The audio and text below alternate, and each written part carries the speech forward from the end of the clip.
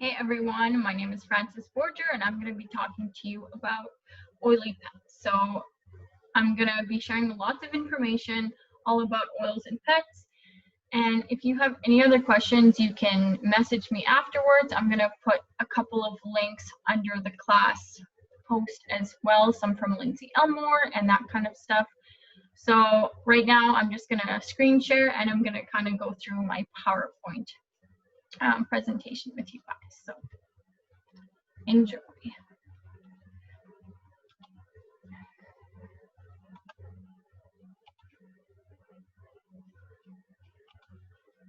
All right, so pets and oils. Hi friends, we are so excited to teach this class tonight and hope that this information will be helpful for you. We love our pets. They are parts of our families and we love that we can support them with these natural products that we use just as much as we can support ourselves. There is a lot of information out there on using essential oils around animals, and we hope that this class will help you feel more confident on using your young living favorites around your animals. Also, a quick disclaimer, we are not doctors or veterinarians and are not making any claims that these products can heal, treat, or cure any diseases. Run all these things by your vet before administering, and also let your animals guide you as well. They are great at communicating if something is for them or not.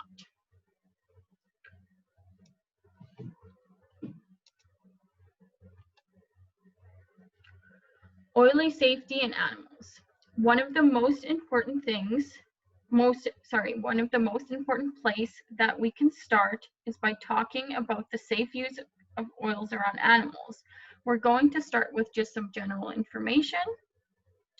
So the most important thing to keep in mind when using essential oils around animals is that each animal, just like us, is an individual, and some have more need of support than others, and some animals will react certain to oils differently than others. It is a good idea to introduce slowly, whether you're diffusing or applying to an animal. I recommend that you do not apply or diffuse large amounts or a whole bunch of products all at once. Always kind of dilute them slowly and kind of see how your animal reacts to them. Sensitivity to oils. Remember that animals are a lot more sensitive to smell than humans. Always keep this in mind. The base foundation of use for all animals that you will note is to start light and increase the amounts as tolerated. You can always start less than the recommended amount. Like, don't feel compelled to use the full amounts right away. If it kind of makes you feel unsure, you can always start with less. Less is always more around animals. And also remember that just like humans, animals can also experience the detox reaction. For example, if you or some oils on your if you rub some oils on your dog's fur, like if you pet them and you slowly put oils on them, and then they start rubbing their face on the ground or they're kind of trying to rub it off, that's usually a sign of a detox reaction. And that's usually a sign that you should maybe slow things down a little bit more and dilute more, etc. Usually as our pets become more accustomed to these natural approaches, they will be able to tolerate large amounts of oils and supplements, but always start small and always dilute as they get used to oils. We also need to remember that recent studies have suggested that hair follicles enhance the transdermal absorption of essential oils. So as most animals are covered in hair follicles, this is one reason why pets or some pets would appear more sensitive to oils than humans. So sometimes we question, why are our pets more sensitive than us? And this is one of the reasons. There's more reasons like their smell and all that kind of stuff too, but absorption through their hair follicles is also something, which is, I didn't actually know about this until I kind of started researching more and looked more into it. So even when we diffuse oils, we can see a reaction because it can go in through their hair follicles as well. So one thing that I also wanted to kind of share and shine a light on is the dangers of household chemicals and toxins around your pets. So I get asked a lot about safety of using essential oils on and around pets, and I like to remind everyone that the dangers of some of the things used in everyday households. When I started bringing in cleaner and friendlier ingredients into our home, it was for me, my partner, and our animals, since at the time I did not have a little babe yet. It was extremely important to me to have the best and safest ingredients. Having lots of fur babies made this very important to me, since pets can be a lot more affected by the toxic ingredients in some household cleaners and other products that could be used daily, like fabric softener, house cleaners, candles, pretty much anything with like a synthetic fragrance.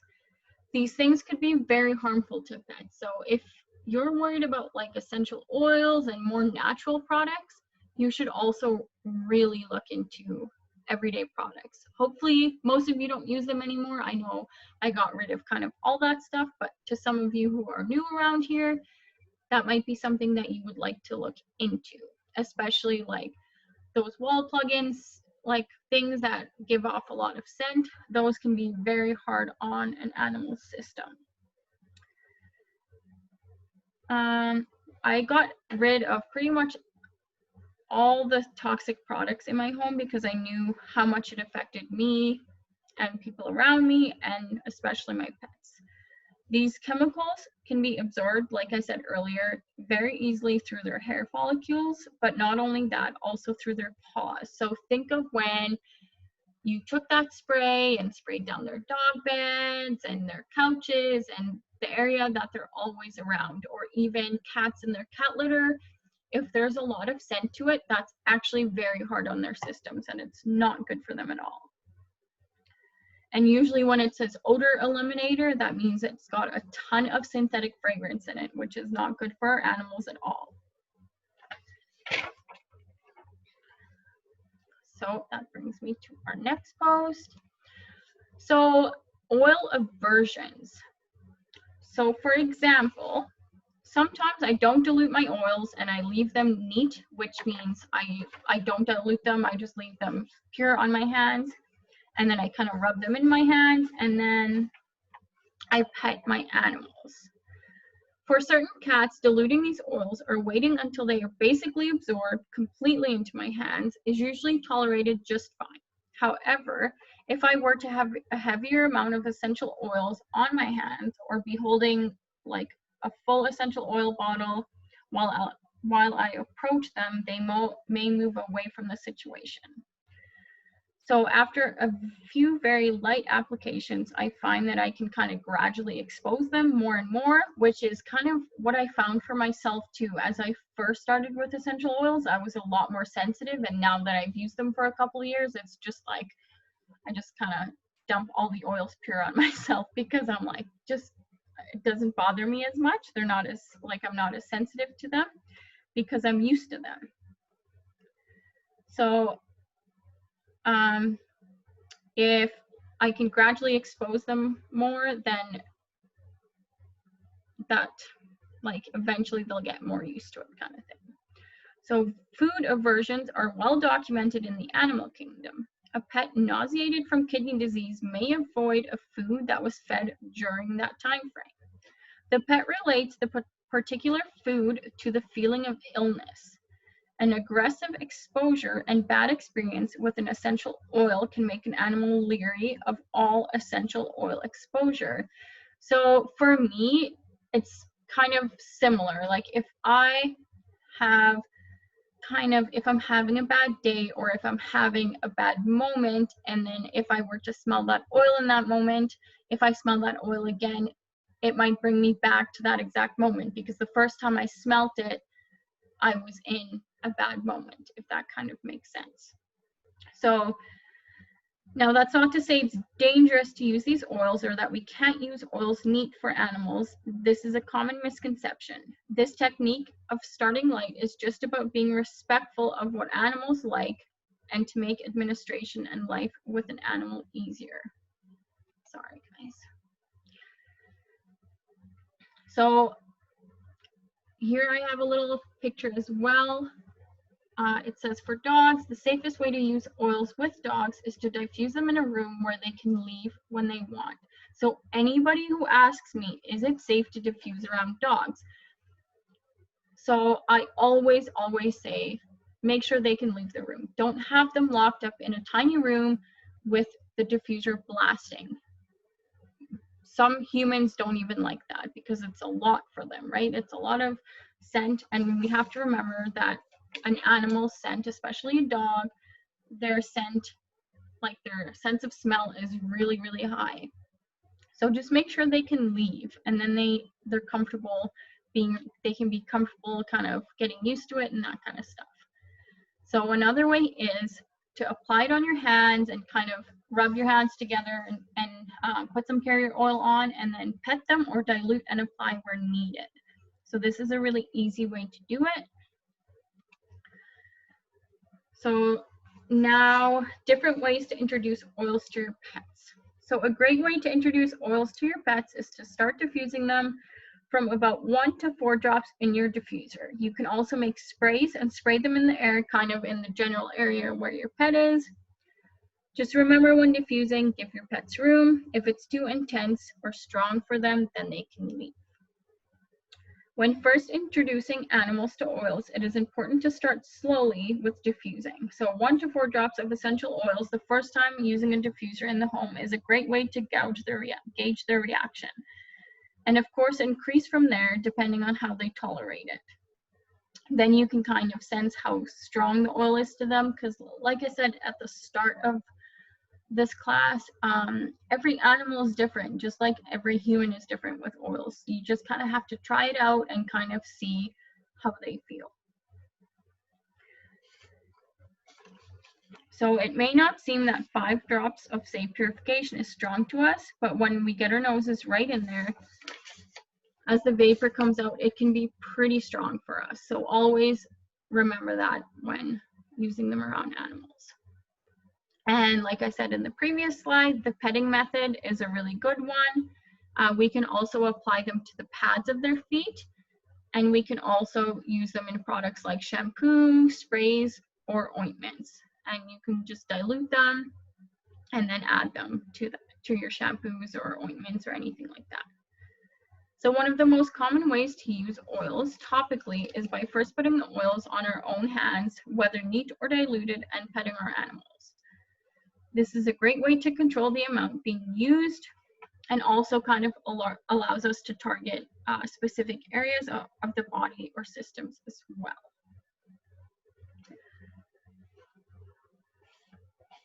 So, eyes and ears. So here's a great way to clean your animal's ears. Just plain coconut oil or coconut oil mixed with small amounts of essential oils can make a really great ear cleaning concoction. Placing a glob of coconut oil into the ear canal and allowing it to kind of soften, and then all the wax and debris can create a gentle cleaning action. Then you can gently wipe the ear clean with a cotton swab after the coconut oil has been instilled in the ear. A diluted solution of Thieves household cleaner or animal scent shampoo can also be used for their ear cleaning solution. 1 teaspoon of either can be added to 4 cups of water. The solution can be made stronger or weaker. Just kind of see what you think you feel is better. Sometimes it can be sudsy or foamy, so that just means you have to add more water or dilute it more. And then here is some fun information that may surprise you. So generally we talk about how it is important to be cautious of using essential oils kind of around the eyes for humans or for dogs. But when it comes to animals, it can actually be kind of therapeutic to create an eye mister for them.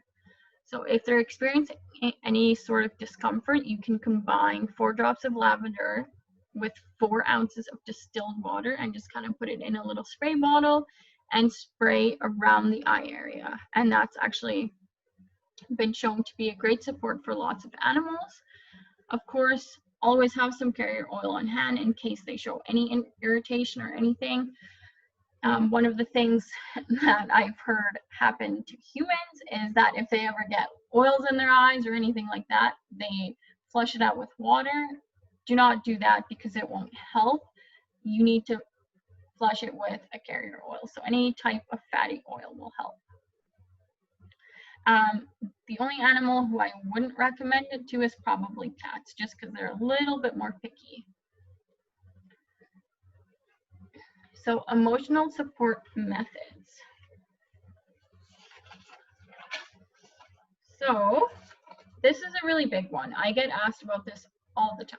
So I wanted to make sure I shared about that. My most common question I get asked is around animals and oils that can support them emotionally. So lots of animals have separation anxiety or just anxiety in general.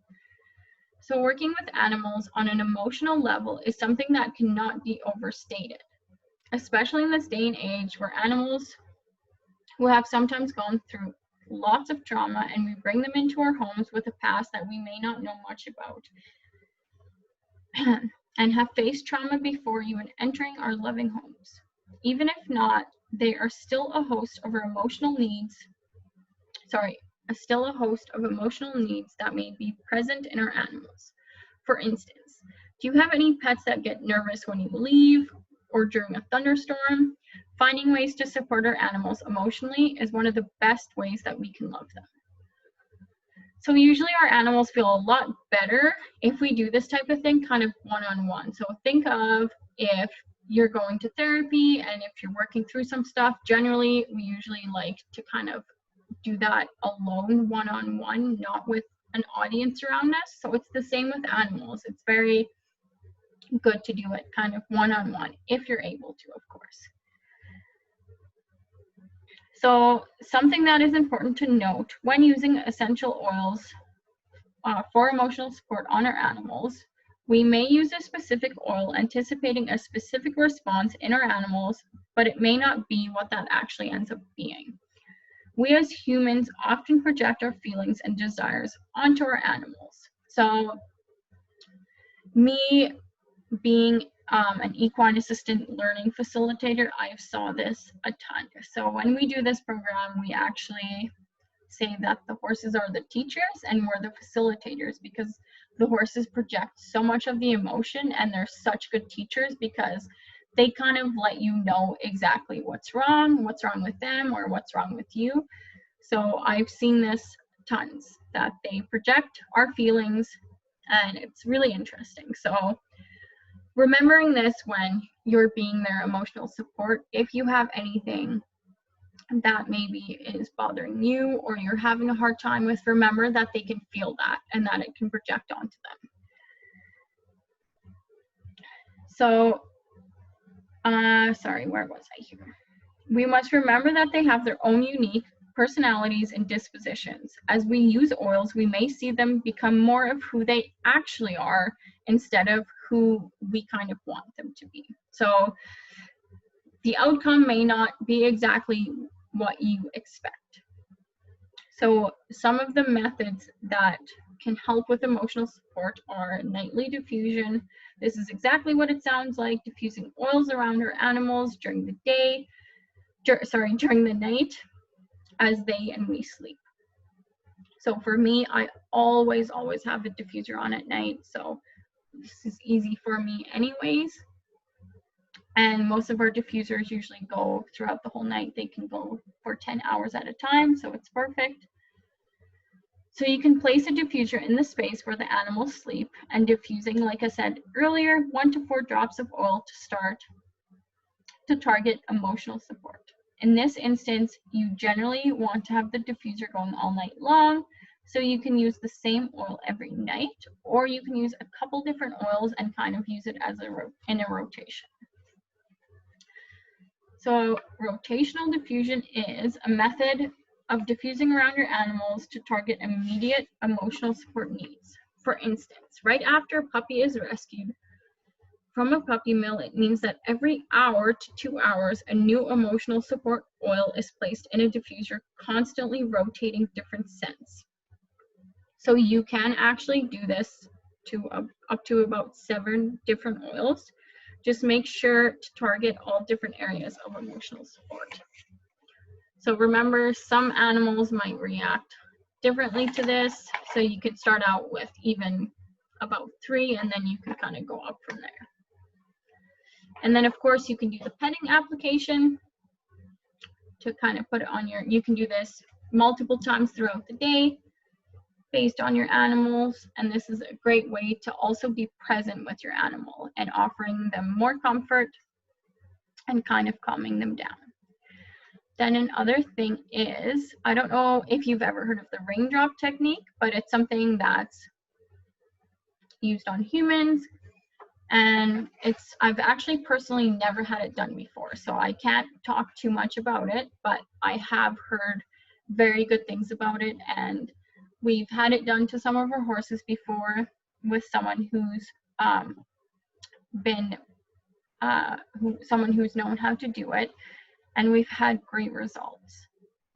So obviously with animals you have to dilute it a lot more than with humans, depending on the size of the animal. Of course, a horse can be very, very heavy, so you might not have to dilute them as much, but it's very good for animals, and it may aid in emotional release and be very supportive to our animals.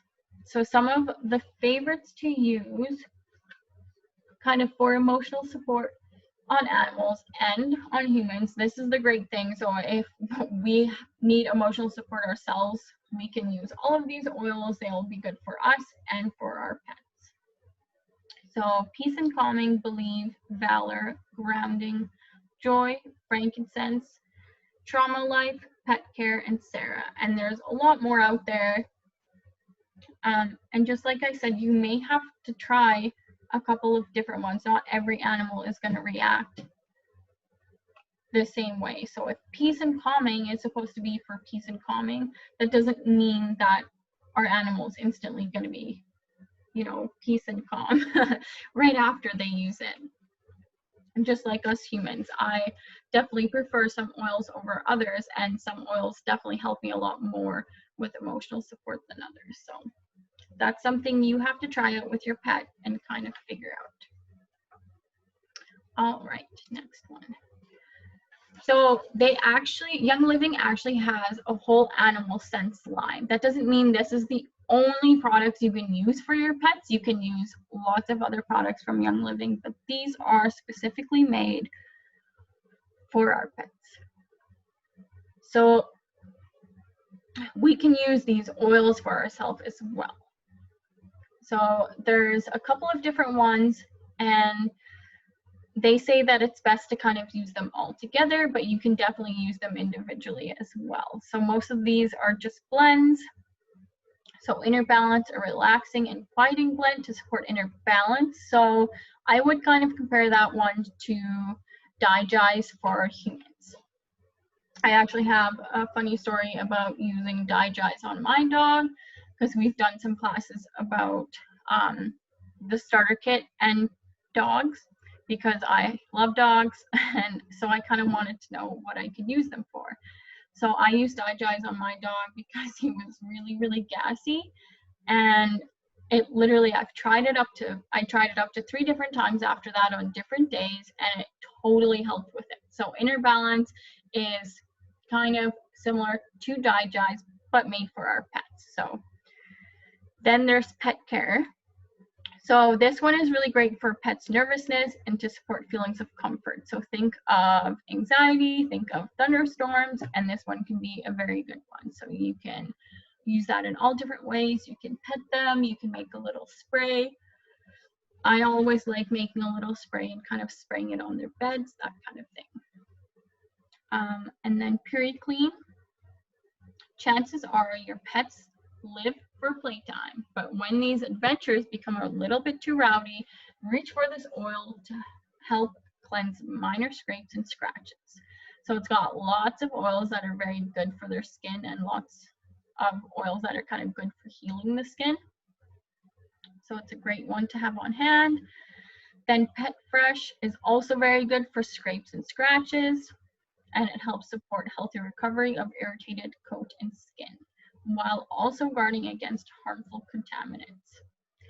Then there's Pet Renew. So this one is really good for healing the skin and also moisturizing the skin.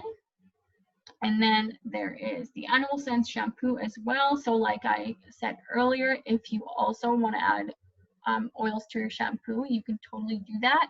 If you have shampoo for your dogs, I highly suggest getting them a fragrance-free one, because if there's any synthetic fragrance in it, if you've ever noticed after your dog has a bath, they try to kind of roll in the dirt, and that means they're kind of getting the scent off because it smells way too strong for them. So that's a sign that your shampoo may be too strong for your pets.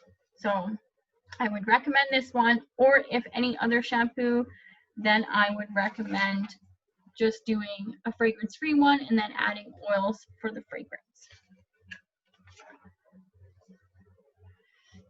And then one more thing is the pet ointment, which is not available in Canada. We can get it, we just have to order it through NFR. And it's amazing. I've also heard amazing things, that it works amazingly for humans. So it's great to have on hand, not just for animals, but also for ourselves, for very dry skin and that kind of stuff, scratches. All right, so post 8 is supplements. So a little information from the Animal Desk Reference. It is important to recognize that the vast majority of supplements and products that are used for humans can also be used for animals. However, just like any dietary change or addition, this should be done slowly to avoid intestinal upset. Oftentimes, we do not truly know what correct dose will be for an animal. Some respond to seemingly tiny amounts, while others require huge amounts. This is certainly individual variation for all of the products, and it is recommended to start with less than the recommended dose, and then you can gradually build upwards. For example, if one of multigreens is recommended for a cat per day, you would kind of begin just by opening the capsule and then sprinkling a pinch and slightly dusting it into their food kind of thing. And then feed it for 3 or more days before adjusting the amount upward again, allowing the body to adjust slowly to the new addition, as well as getting the cat used to a new flavor hidden within their meal. You can go fast, but you can go too fast, but you can never go too slow. So here are some specific supplements that may actually be beneficial to your animals. So first, I just want to talk about what I have used on my animals before. So I have a Bernese Mountain Dog, and they're very big dogs. So they're known to kind of have shoulder and hip issues. So, and he's been a very clumsy dog since he was born. So he's had some issues. He's had some sore shoulders, but he is doing very well now. But I have given him sulfurzyme before, and I have given him Ningxia before. And both of those he has reacted very well to. So with the sulfurzyme, I started like with 2 capsules, and then I kind of added up because he is like heavier than me. So, and I can take up to about 4 to 6 a day. So that's why I gave him 2. And then I slowly built it up for a couple days. He doesn't take them every day, but if I feel like he's kind of been overworked or he's been running around a lot, then I just give him that little extra support. So these are some other things you can give them. So you can give them digestive enzymes. All animals benefit from an addition of digestive enzymes in their body, whether they are experiencing a time of stomach upset or not. Just as in humans, so much of their immune system reside in their gut. So targeting gut wellness is a huge thing. Of course, you need to experience with dosing and start slowly. So there's lots of different essential zymes. So there's essential zymes 4, Allerzyme, Mightyzyme, and I believe there's some other ones. And some of those ones are available in Canada, and some of them are available through NFR. Then this one is available through NFR, which is BLM capsule. So that actually stands for bones, ligaments, and muscles, I believe. Don't quote me on that though. I believe that's what it stands for. So Yeah, so joint ligament and muscular support. So I'm pretty sure that's what it stands for. So that would also have been very good for my dog, but I've actually never had it before. So I've never tried this personally, but especially as the dog, well, not necessarily dogs, but as your pets are aging, this could be a great supplement for them. Same as us humans, as we're aging, that can be a very good supplement for us, which is something that I really like. With the sulfurzyme, I already had that, so that's what I gave to my dog. Then Life 9, like mentioned earlier, is digestive support, and that's extremely important for our animals. So this is a probiotic, and it's a wonderful way to populate the digestive tract with healthy bacteria, because we all know our dogs can have, I keep talking about dogs, but I guess any animal can have unhealthy bacteria, especially if they live outside. So for this, generally a capsule a week is even a great support to their optimum wellness. So if you have pets like me and they hate taking pills, something like Life 9 or sulfurzyme is super easy because you can just kind of sprinkle it in their food. And then Ningxia Red. So I wasn't sure how my animals would feel about this, but I have given it to my dogs and my cats, and they actually loved it. Well, some animals might not love it, but some animals definitely do. Both of my animals did, and I didn't expect them to like it at all since it's kind of fruity tasting, but they loved it. So this is something that you can give from time to time just to kind of help support them. And it's great for extra antioxidants. And then omega Gi's.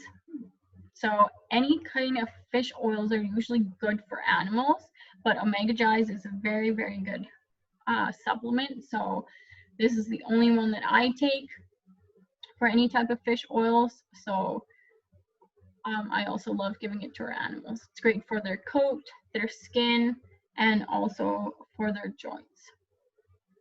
And then sulfurzyme, just like I said, it can support their joints, but also great for their skin and fur. So if you know me, then you may have seen my post before about my hair. So I actually usually get a ton of comments on my hair because all of a sudden I had this really long hair and for years I couldn't grow it out. And I was like, I'm not sure. Like the only thing that I started using is sulfurzyme and Ningxia Red. So that's one that I'll always recommend for skin and fur and hair for humans. And just like I said, some of these things that I just talked about are only available through NFR, which means we can still get them. We just have to make an NFR order. All right. So now we're going to start talking kind of specifically about certain animals. Now, I'm probably not going to be going through every single animal, but these are probably the most popular animals. If you need any more information about different types of animal that I may not have talked about tonight, you can send me a message. We do actually have the animal desk reference, so I can look up some things for you in there. Or Lindsay Elmore also has lots of good stuff online, and there might also be some other stuff online. Let me know if you need any help or any other questions. So essential oils and birds. So when it comes to birds, it is important to note that using oils or aromatherapy techniques with all species of birds, poultry is relatively new. So birds in general are extremely sensitive to any sort of toxins, whether it's spraying an air freshener, burning a candle, or using a toxic cleaning product around them. So that makes using our young living oils a great alternative, but also should be done with caution.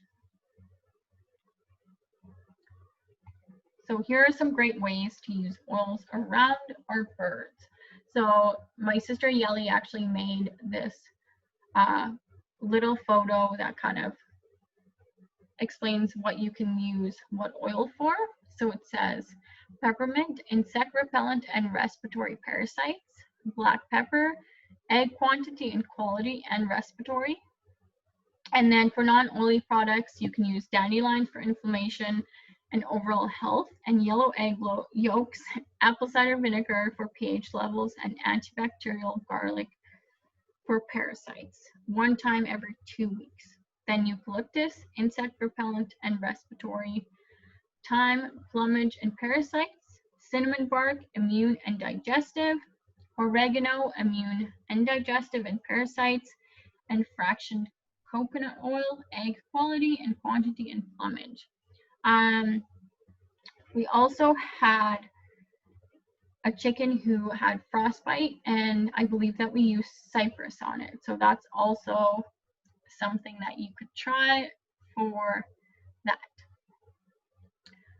So some other ways you can use them around your birds for diffusing. So I know chickens usually live outside in a chicken coop, but if you ever have any power to there, I know for us, we have power there because the winters are pretty cold down here, so we need a heat lamp and stuff. Or even for household birds, usually they're in the house, so then you can diffuse around them. So you can start with 3 drops of oil in a water-based diffuser and diffuse for 5 to 10 minutes.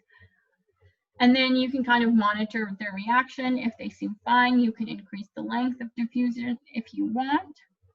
And then water misting, kind of like what I talked about earlier, for the dogs and other animals, you can do the water misting. So you can go on their feathers. This is a great way to support our bird's immune system and for emotional support. So you can try 20 drops lavender, 20 drops lemon, 20 drops orange, add to a 4-ounce glass spray bottle and fill with distilled water. Shake well before you use it, and then spray. You can spray up to 2 times a day if you want. And you can also add Frank in there if you want for a little extra support. You can also experiment with adding oils to drinking water and food as well. Another thing that I recommend is you can clean, like if you have their water bowls or anything like that, which I do for all of my animals, I use the Thieves Spray. That way they have a natural cleaner used on their bowls, and it can also support them and their immune system while you're doing that. All right, so cats and oils. There seems to be a lot of controversy out there when it comes to using essential oils with cats. Some things you may come across can say to absolutely avoid the oils, while other articles say that they are completely safe. So it is extremely important to note that instances of reactions in cats have been either due to impure or adulterated essential oils around our feline friends versus completely pure therapeutic grade oils. Remember, going back to when I talked about fragrance and household cleaners and toxins and how bad all of that stuff is for our animals.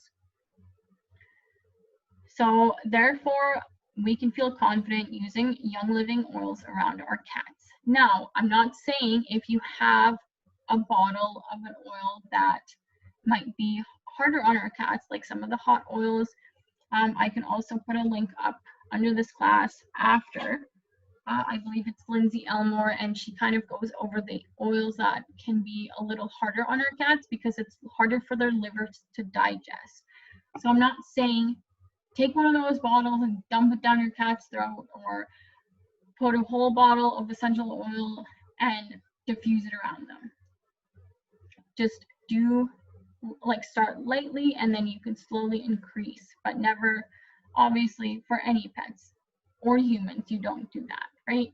So be mindful of those things and make sure your essential oils are pure. I'm specifically only speaking about Young Living essential oils today.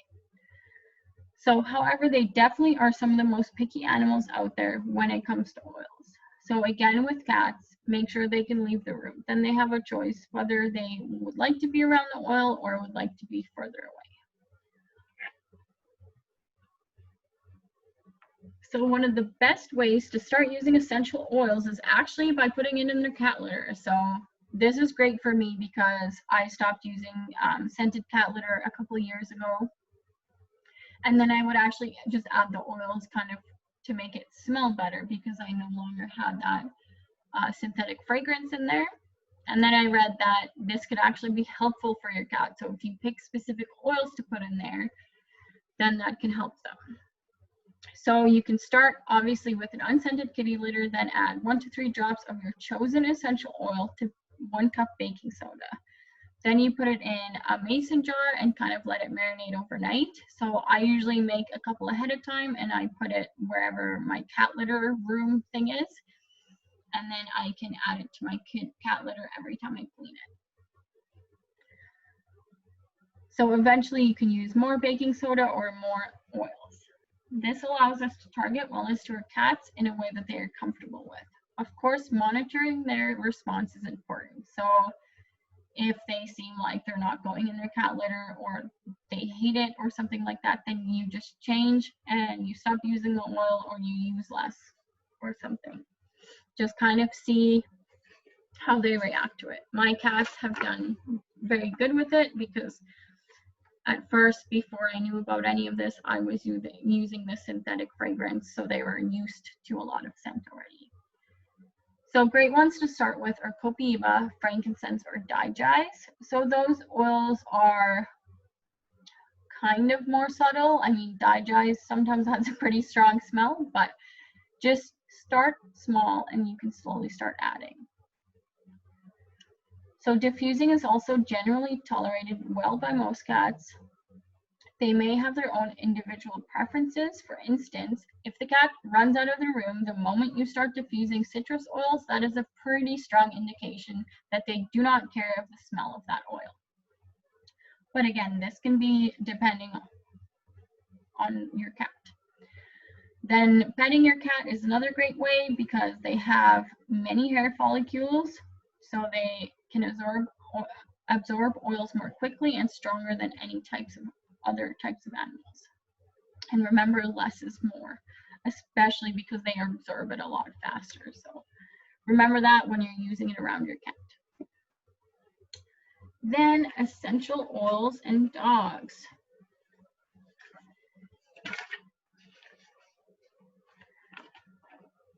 So as I mentioned throughout this class, there are so many different ways to use oils around your animals, and dogs tend to be very open to using oils in different ways, at least usually. Whether adding oils to water, food, or treats, or misting them with different sprays, diffusing around them, petting them, and using them topically, and even using them internally. Our canine friends seem to do pretty well when it comes to using oils. Again, it is important to start slowly and read the signals they are giving to us, but all of the different methods discussed throughout this class on using oils around animals are great starting points for using them with our dogs. So here's another awesome little picture that Yelly has made. So dilution chart for dogs. So this is just kind of a general chart. You do not specifically have to follow this. If it says 1 to 2 drops, you can even use half a drop or something like that. If you feel comfortable using less, you can go do that. So a dog's weight, if they're 8 weeks, you can use about 1 to 2 drops of essential oil, and then put about 2 tablespoons of carrier oil. 10 to 30 pounds, you can add 1 to 2 drops and 2 tablespoons of a carrier oil. And then 30 to 50, 3 to 5 drops. 50 pounds plus, 2 to 3 drops, and then carrier oil is needed. All hot oils must be diluted with at least 1 tablespoon of carrier oil, because hot oils, our dogs can be more sensitive to it, so it's important to dilute them a little bit more. So for dogs, the safest way to use oils with dogs is to diffuse them in a room where they can leave when they want. Another way, just like I said, is to apply to your hands and pet them, or dilute and apply where needed. So for example, when my dog had kind of like a sore shoulder, then I would dilute copaiba in my hand, and then I would rub it on his shoulder to the area where he needed it. All right, so horses and oils. Horses and other large animals do really well with essential oils. As stated throughout the class, it is important to start slowly when introducing oils, but it seems that the larger the animal, the better they do with oils, as well as larger amounts of oils. So you can also add oils to water or food to support horses or cattle. Sometimes we can add peppermint to the water to kind of support them on a hot day. We can also make a spray bottle with peppermint and spray it on them to kind of cool them down. Or brushing horses out while topically applying oils can also be a great way to support them. Horses also do really well with the raindrop technique. So like I said earlier, we had it done to a couple of our horses and they reacted very well to it. You can also apply the oils to their hooves. So I want to share this personal testimony with you because it was pretty amazing. So this happened to my horse last summer. I came home and I saw this big gash, and it was right kind of where her hip was. So whenever she walked, her bone would, like when you walk, her hip bone kind of went out. So if there were stitches, I was kind of afraid that it would just bust open again, because that bone would just, every time she walked, it would kind of push on the cut. So I decided to try some oils.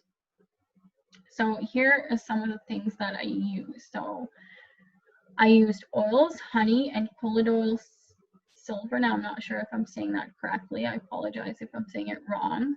And then I used seedling wipes, witch hazel, aloe vera, and thieves spray. So the first couple of days I kind of just sprayed it with thieves spray, and then I rinsed it out with a hose, and I wiped it with warm water, and then I wiped it with some cleansing pads that I made, and then I put this solve on it, and I did that every day. And then my sister did it. I think she did it, well, I did it a couple days, and then my sister returned, and then she started doing it. So after 2 weeks, you can see the results.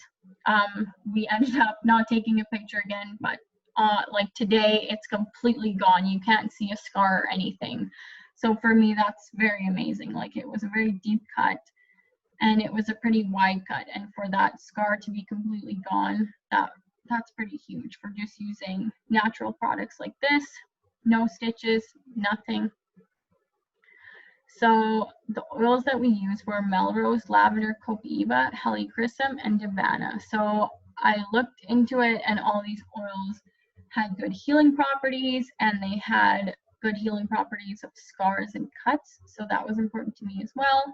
And then the thieves spray was kind of antibacterial, and then the honey is also a natural antibiotic and all that kind of stuff. Honey is great. Now, if you have honey and you put it on a cut of like a dog or something, just be mindful if it's somewhere where they can lick it off. So here, she couldn't really, if she wanted to, I guess she could get it off, but horses, I guess it's a little bit easier to put honey on.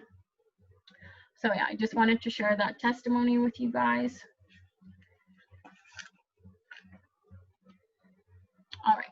So now, sorry, my cat is crawling all over by the computer. So hamsters, rabbits, and other small animals. So the smaller the animal, the more slowly and more caution should be taken when using essential oils with them. They can still use oils. We can still use oils topically through oral administration as well as in their food or water, but just make sure to start very slow and dilute and carefully watch the reactions.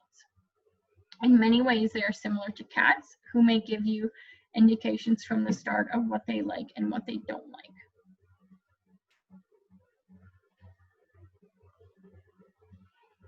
All right, so here are some little DIYs. So there's a lot more DIYs out there. So Pinterest is a great place to look for DIYs, but here are just a couple. So if you've ever had a wet dog, you know what that smells like. Nobody usually likes the wet dog smell. So you can add 10 drops lavender, 6 drops orange, 6 drops peppermint, 3 drops eucalyptus, combined with distilled water in a spray bottle, used on a rainy day. And of course, be careful of spraying near the eyes. Then, fleas. 2 drops citronella, 4 drops lemon, 4 drops clary sage, 6 drops peppermint, and carrier oil. Apply a few drops of the oils blend to the neck, back, chest, legs, and tail. You can also add a few drops to your animal's collar or place into your animal sense shampoo. So I know there's also a recipe for ticks. So if you make a blend for ticks or a spray for that, you can add them kind of to the same areas, also to the collar. Then cuddle time. 3 drops helichrysum, 2 drops ginger, 2 drops valerian. Massage into your pet's muscles and joints and enjoy their happy cuddling. Then peaceful powder. So this is a great powder you can make for emotionally supporting your animals. Great to use when traveling or leaving your animal for a period of time, or for overall calming and soothing. Start out super small and see how they react, and increase as tolerated. So 5 drops peace and calming, 4 drops bergamot, 4 drops melissa, 2 drops ylang ylang, and then baking soda or rice flour. Then you can kind of sprinkle the powder on the blankets, dog beds, inside kennels, or old clothes for emotional support. So that is the whole class. Thank you guys so much for joining me. I hope you enjoyed this. If you have any questions at all, you can add me to Facebook, you can message me, you can comment on the post, or anything. So some of the resources I got from the class, I actually got from the Animal Desk Reference by Melissa Shelton and the Animal Desk Reference from Life Science Publishing. Like I said, I talked about earlier, Lindsay Elmore also has some great information, and I'll see if I can find those links and I'll post them below the class in the comments. Thank you guys so much.